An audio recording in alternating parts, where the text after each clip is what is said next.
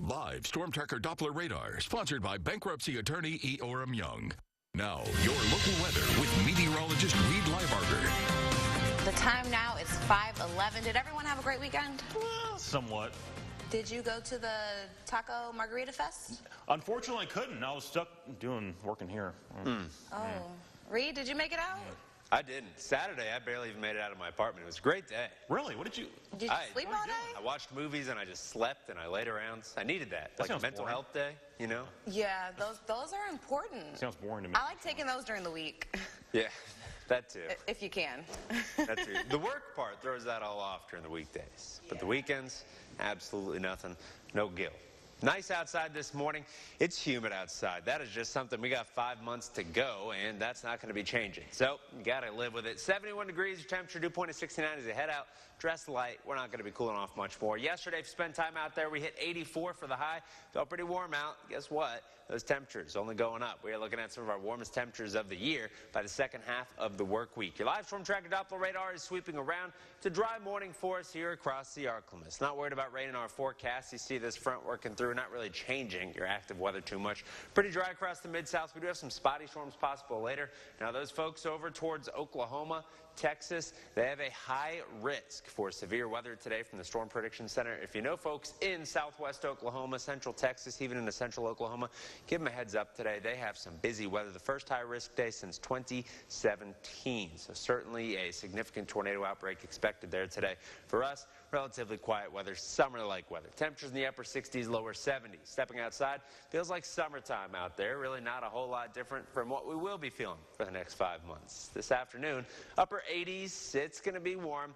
Probably not hitting 90 yet, but we do have that in our forecast, and it looks like it's going to stick around. Tomorrow morning, back in the lower 70s. So our forecast relatively unchanged. Now, for tomorrow, there is a slight chance for a severe storm. That's going to be an isolated threat over to our west, but it does include El Dorado, a handful of our Arkansas counties. So we're going to talk about that real quick as the future tracker rolls through today.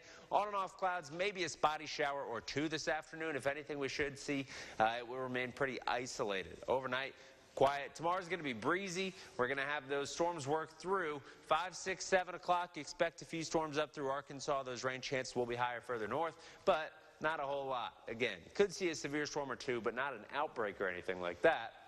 Today, relatively quiet. You might see some quick rain today. Other than that, it's just going to be warm and humid, and those temperatures kind of climbing to the end of the week. The next few days, a couple spotty showers. We dry out as high pressure builds in, and that forecast through the end of the week into the weekend is looking sunny, hot, and humid. Ooh. All right, thank you, Reed. A weekend tweet storm pits President Trump against a member of his own party. Wow, the president defended himself on Twitter by going after Michigan House Republican Justin Amash, who went on an impeachment Twitter tirade against the commander-in-chief. NBC's Craig Boswell has the latest. So that's a real thing, and the second largest... Michigan Republican Justin Amash is the first Republican lawmaker to say President Trump's behavior is impeachable conduct for trying to obstruct the special counsel's Russia investigation. Well, it's about time a Republican stepped to the table, and I wish every Republican and Democrat, if they have not read the Mueller report, read it. In a series of tweets, Amash says the Mueller report reveals the president's actions meet the threshold for impeachment and that Attorney General William Barr deliberately misrepresented Mueller's report in his summary. President Trump fired back on Twitter, calling Amash a total lightweight and a loser. Republicans say Amash is often critical of the president, siding with House Democrats on issues in the past. Others say the claims lack evidence. I respect him. I think it's a courageous statement.